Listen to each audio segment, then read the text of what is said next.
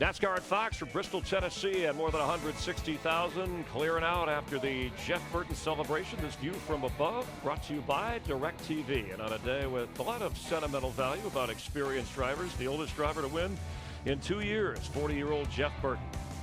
The day began here at Bristol Motor Speedway with our own DW being surprised as Mountain Dew gave him that 11 car they had such great success with. And of course, Dale Jarrett's last ride in the 44 in a sprint cup race for points, and his father, Ned. Gentleman Ned getting the honorary starter flag moving. Kyle Busch getting into Kyle Petty. Robbie Gordon and Dave Blaney having some trouble on the track with some spins early. Everybody was okay. Clint Boyer making the move. He would finish third as this wound up, leading 81 laps early. Tony Stewart dominating in the first 300 laps in most of this race, leading for more than 100 of those. In this wreck, watch Ryan Newman came in fourth in points. Your Daytona 500 winner involved with Paul Menard. Jamie McMurray, we'll talk about his problems in a moment. 6 cars involved overall. Denny Hamlin, who led much of this race, getting into it with Casey Mears, slid back to 17th and then back up to the top 5. But Kyle Busch, your points leader and leading at the time, an alleged power steering problem causing problems. And here, yeah, one of the more spectacular wrecks of the day. Didn't look that bad. Mike Skinner gets in the back of the 78 car. Joe Nemechek's ruptures an oil cooler up the front.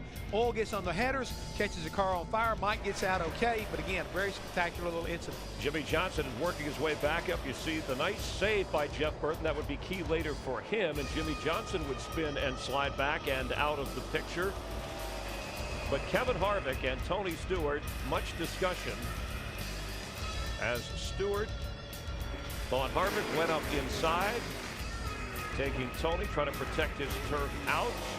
And on the green-white checker, some problems with the Denny Hamlin in his car, and Jeff Burton making the move and winning for his first career victory here at Bristol. And the key thing right there has to be, Chris, the fact that Richard Childers Racing, a 1-2-3 finish with Jeff Burton winning, Kevin Harvick second, as well as Clint Boyer coming home third. I mean, great run for all of those RCR cars today. With Jeff Hammond, Chris Myers in our Hollywood hotel. We're still here at trackside, and an interesting Bristol race. Let's first talk about Jeff Burton, who only led 2 laps, and he said he didn't have the best car, but he said he had a good car, and it is about survival. So he won this basically when the Harvick-Stewart incident took place. When that happened right there, he took his best competition, basically took himself out, and that was Kevin Harvick. He opened the door, but a good call right there by the crew chief and everybody at RCR to come down, put fresh tires on, but being able to get underneath that wreck, not get caught up with Kevin Harvick and be able to beat him back to that position. I mean, ultimately that led to the win. Had a big day for Chevrolet. They had one in the first 4. They finished 1, 2, 3, all for Richard Childress, as you mentioned. So Chevy dominates today. Denny Hamlin wound up 6th, and let's find out exactly what happened. He led for some 98 laps. Our Steve Burns is with Denny. Well, Denny, I know you are disappointed. Do you know what happened at the end of the race? Same thing that basically last year. I guess the same thing happened to Tony on the restart. Our cars just won't pick up fuel, low fuel. Anytime it's even within 10 laps on a restart, where our cars don't pick up fuel, everyone else's does. So it cost us a race. I could have held those guys off as fast as the car went after it picked back up.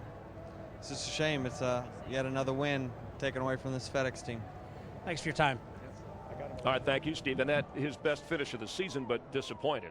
You see right there, you can see J.D. Gibbs, Joe Gibbs, crew chief Mike Ford on the 11 car. They're all standing there, trying to figure out what happened. Again, you can see the disappointment in Denny's face, but here are 3 guys that know they could have won 2 races in a row for Gibbs Racing and Toyota if they had not had that problem with the fuel.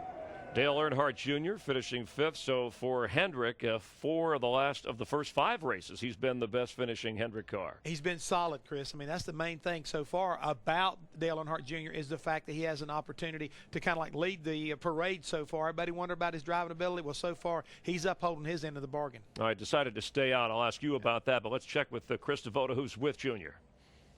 Well, we talked about the conflict between Tony Jr., Dale Jr., to pit or not. Your thoughts on that decision? Yeah, there's no right or wrong. You can debate it all day long. There's no answer.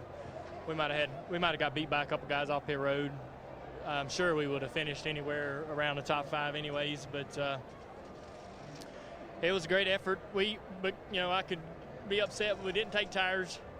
and go, dang it, Tony Jr., but it was his fault that we were up there in the first place. He made the car good enough to be able to get up there. So, he's on top of that box. He sees what's happening around me, and better than I can. I got to back his play every time. So we're pretty proud with our top 5 finish. National Guard, Chevrolet, Amp Energy, everybody that's supporting us.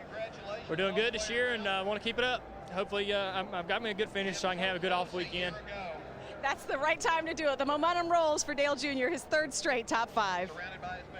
Well, Chris, I'm going to tell you right now, I love Dale Jr. because he said, I'm going to back my crew chief's play. He got me here. I'm going to go with him. Even though we didn't win the race, we still had a solid run all day long, and he's doing really well so far. So if they can keep that kind of chemistry up and that kind of positive attitude, well, guess what?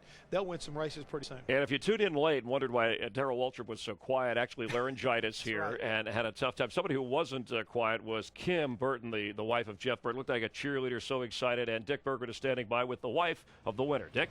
Indeed, with her 2 children as well, Paige and Harrison. We were watching you on the pit box as this race neared its end, and the emotion that you seem to experience. What's it like for you in these last few laps when your husband is either leading or has a chance to win one of these things? Well, last year we came so close with 2nd and with the car tomorrow, and I knew we had tires and I knew the 11 didn't, so I don't know, I was just hoping he could keep Harvick from trying to get under him, and when I saw that happened, that he got under the 11, I don't know, it was just exciting, just very exciting. Who's the best race driver in the world? Jeff Burton. How about you? Did you have fun today? Yes, I did. All right. How about those last few laps? How was it for you to be watching your dad having a chance to win? Well, it was really exciting because I didn't know for sure if he was going to actually get to chase him down and, sort of pass him, but he did, and when he did, we were just all so happy. He did a good job, didn't he? Yeah, he did. All right. Thanks very much. All right, thank you. Nice to see Dick Berggren with some young people. And I don't want to say Dick's getting up there in years, but that movie 10,000 BC just opened, the original title, Dick Berggren, The Early Years. Oh. I hope and we kid. It was a good movie. Because Dick can't hear us right now. Coming up, we're going to recap the points, how we stand after 5 races and a break before Martinsville. And then, Jeff, you'll help us examine that line of demarcation, the danger zone, 35 points, the owners, how that figures in things. We're live in Bristol. It's NASCAR on Fox.